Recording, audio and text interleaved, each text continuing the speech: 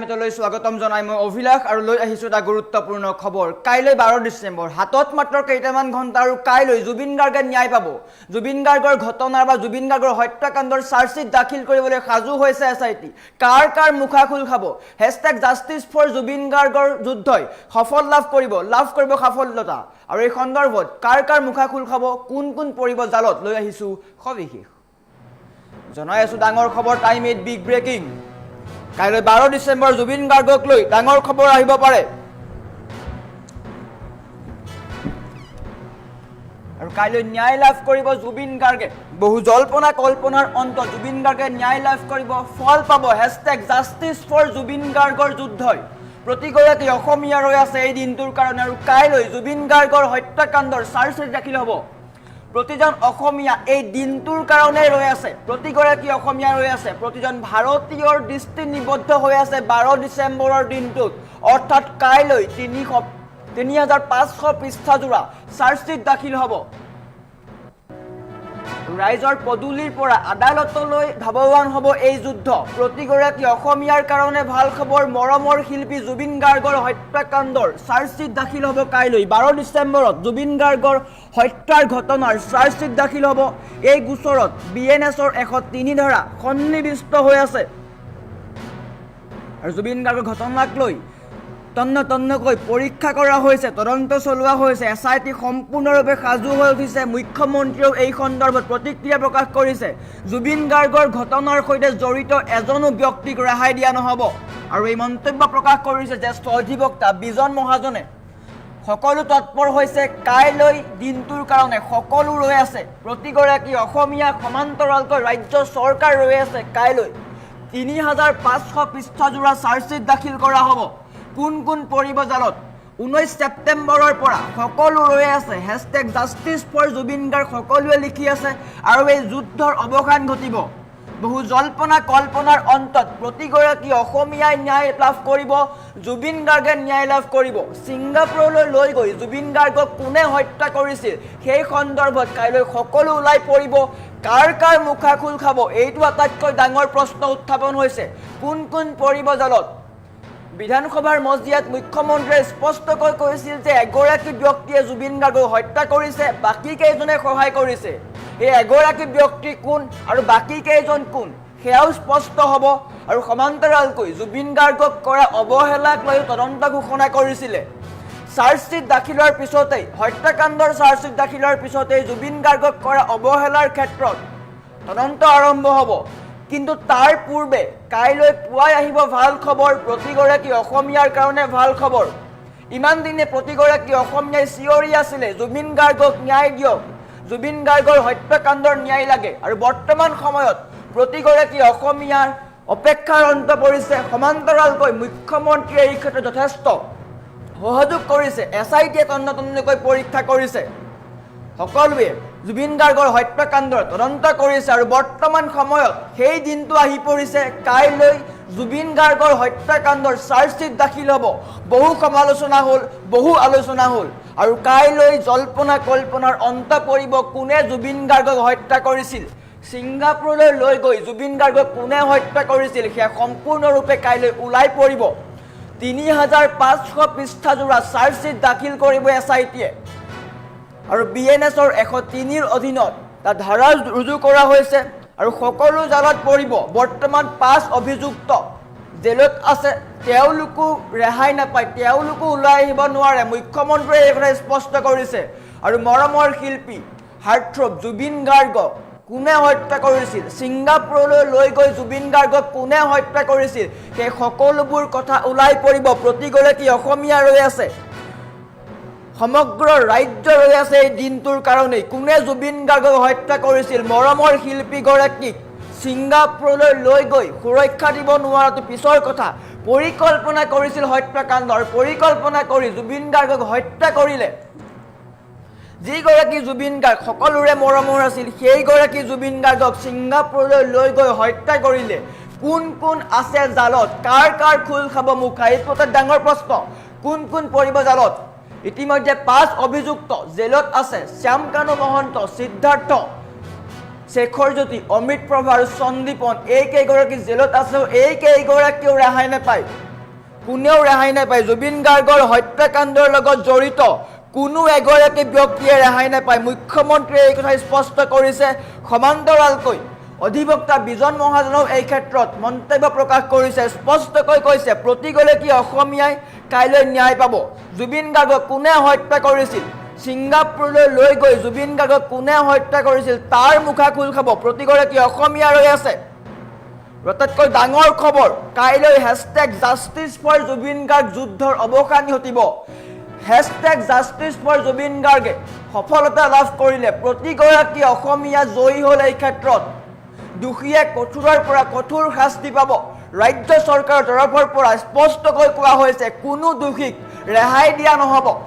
জুবিন গাৰ্গক ছিংগাপুৰলৈ লৈ গৈ যোনে হত্যা কৰিলে তেওঁক কঠোৰৰ পৰা কঠোৰ শাস্তি প্ৰদান কৰা হ'ব আৰু #জাষ্টিছ ফৰ জুবিন গাৰ্গ কাইলৈ আদালতলৈ যাব আৰু ৩৫০০ পৃষ্ঠাজোৰা চাৰ্জশ্বিট দাখিল কৰা হ'ব আৰু বহু নথিপত্ৰ যুগুত কৰা হৈছে বহু লোকক সোধপোছ কৰা হৈছে জুবিন গাৰ্গক ছিংগাপুৰলৈ লৈ গৈ কোনে হত্যা কৰিলে কোনে পৰিকল্পনা কৰিলে এই ক্ষেত্ৰত কাইলৈ আহি পৰিব সকলো তথ্য জুবিন গাৰ্গক কোনে হত্যা কৰিলে মুখ্যমন্ত্ৰী ডক্টৰ হিমন্ত বিশ্ব শৰ্মাই সদনৰ মজিয়াত স্পষ্টকৈ কৈছিল যে কোভিডৰ সময়ৰ পৰাই জুবিন গাৰ্গক লৈ পৰিকল্পনা কৰা হৈছিল জুবিন গাৰ্গক হত্যা কৰাৰ পৰিকল্পনা কৰা হৈছিল আৰু সেই ক্ষেত্ৰত ছিংগাপুৰলৈ লৈ গৈ জুবিন গাৰ্গক হত্যা কৰা হ'ল এগৰাকী ব্যক্তিয়ে সহায় কৰিছে বাকী কেইজনে এগৰাকীয়ে হত্যা কৰিছে বাকী কেইজনে সহায় কৰিছে আৰু সকলো ওলাই পৰিব অপেক্ষা মাত্ৰ কাইলৈ দিনটোৰ কাৰণে 12 ডিচেম্বৰ মনত ৰাখক এই দিনটো অসমবাসীৰ কাৰণে ডাঙৰ দিন অসমৰ আটাইতকৈ মৰমৰ মানুহজনৰ হত্যাকাণ্ডৰ চাৰ্জশ্বিট দাখিল হ'ব জুবিন গাৰ্গৰ হত্যাকাণ্ডৰ চাৰ্জশ্বিট দাখিল হ'ব জুবিন গাৰ্গে ন্যায় পাব ইমান দিনে সকলোৱে চিঞৰি আছিল জুবিন গাৰ্গে ন্যায় লাভ কৰিব লাগে জুবিন গাৰ্গক ন্যায় দিয়ক আৰু অপেক্ষাৰ অন্ত পৰিছে #জাষ্টিছ ফৰ জুবিন গাৰ্গৰ যি যুদ্ধ সেই যুদ্ধই সফলতা লাভ কৰিছে প্ৰতিগৰাকী অসমীয়াই আজি জুবিন গাৰ্গক মনত পেলাব জুবিন গাৰ্গক কোনে হত্যা কৰিছিল জুবিন গাৰ্গৰ হত্যাকাৰীৰ মুখ চোৱাৰ হেঁপাহ প্ৰতিগৰাকী অসমীয়াৰ আৰু এই সন্দৰ্ভত অধিবক্তা বিজন মহাজনে মন্তব্য প্ৰকাশ কৰিছিলে মন্তব্য দেখুৱাই লোৱাৰ চেষ্টা কৰিছোঁ 12/12/2025 এটা উল্লেখনীয় দিন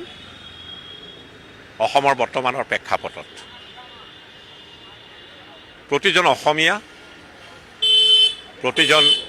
অসমত বসবাস কৰা থলুৱা জাতি জনগোষ্ঠীয় লোক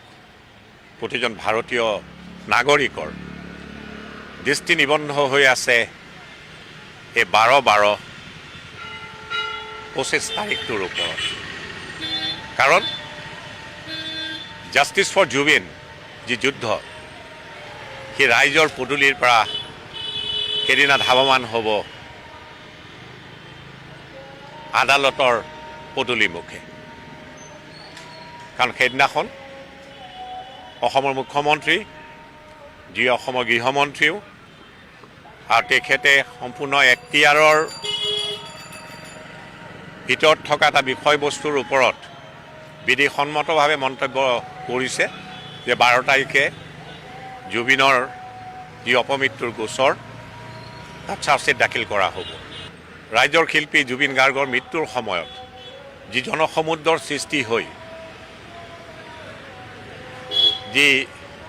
বিশ্ব অভিলেখ বুলিয়ে ক'ব লাগিব সৃষ্টি হৈছিলে তাৰ বাবে জুবিন গাৰ্গৰ নামটো আজি ভাৰতবৰ্ষৰ প্ৰতিটো ঘৰতে এটা প্ৰচলিত নাম বা চিনাকি নাম বিশ্বৰ আন প্ৰান্ততো আৰু সেইবাবেই এই দিনটো যথেষ্ট তাৎপৰ্য আছে আৰু মুখ্যমন্ত্ৰীয়ে যি বক্তব্য ৰাখিছিলে সেই বক্তব্য মৰ্মে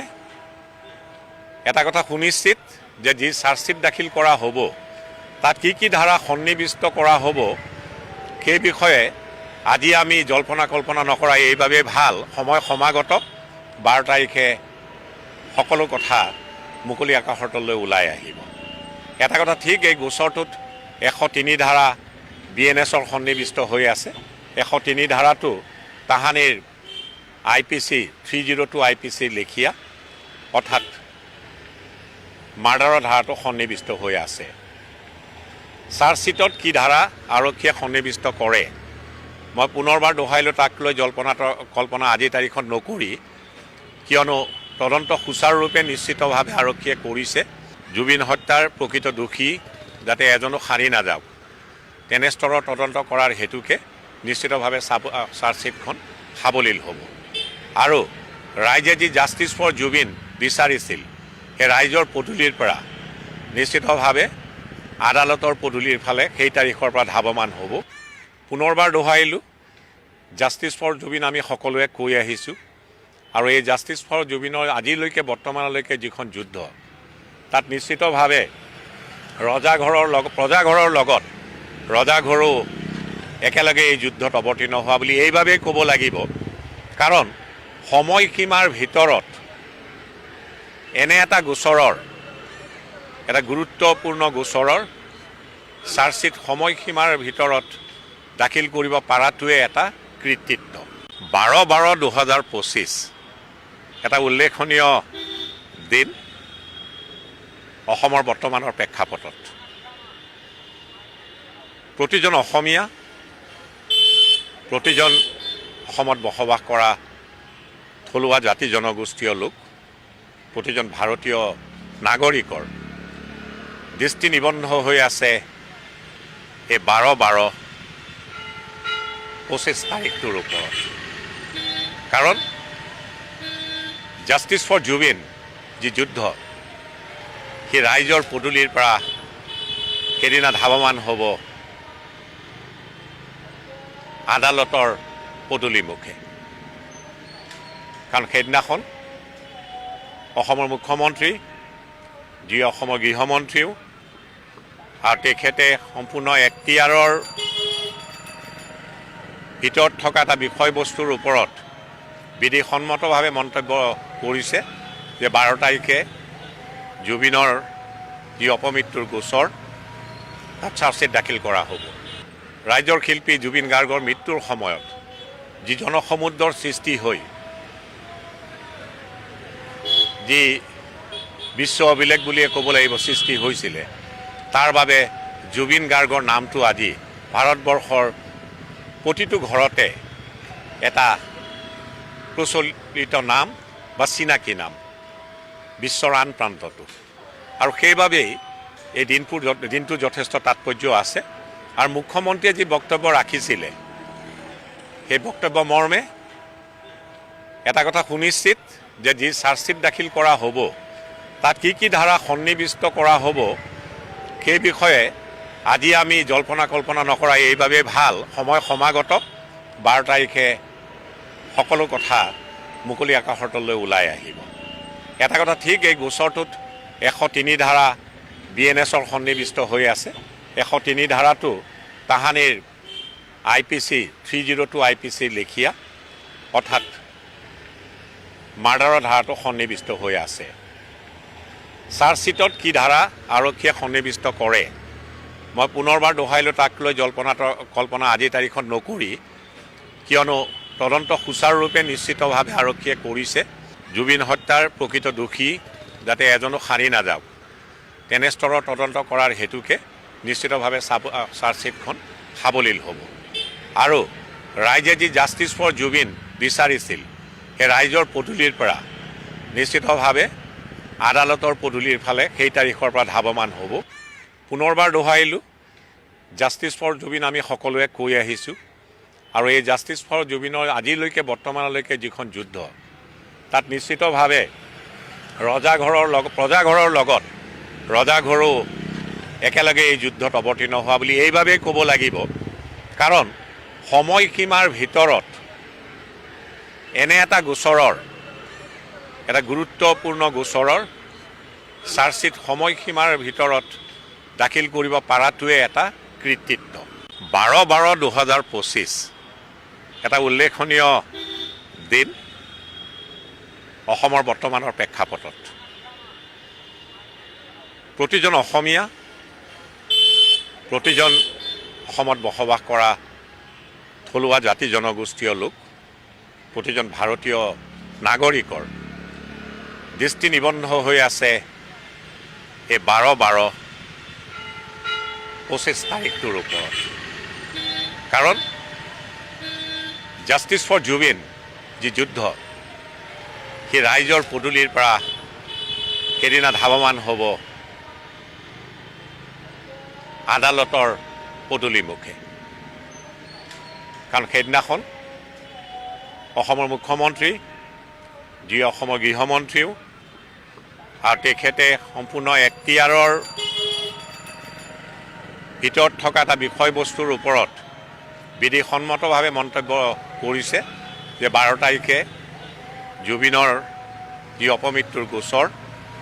তাত চাৰ্জশ্বিট দাখিল কৰা হ'ব। ৰাইজৰ শিল্পী জুবিন গাৰ্গৰ মৃত্যুৰ সময়ত